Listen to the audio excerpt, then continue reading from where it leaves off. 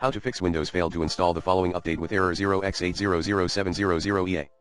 To fix Windows failed to install the following update with error 0x8007. Try 1. Run Windows Update Troubleshooter. 2.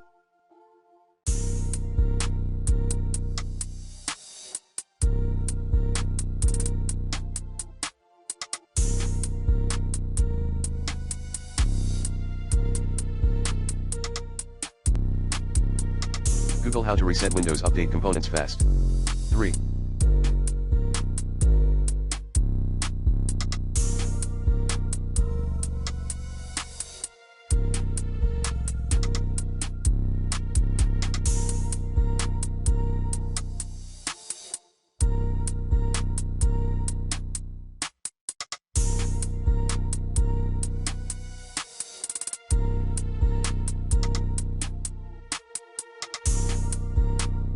Run SFC scan as admin.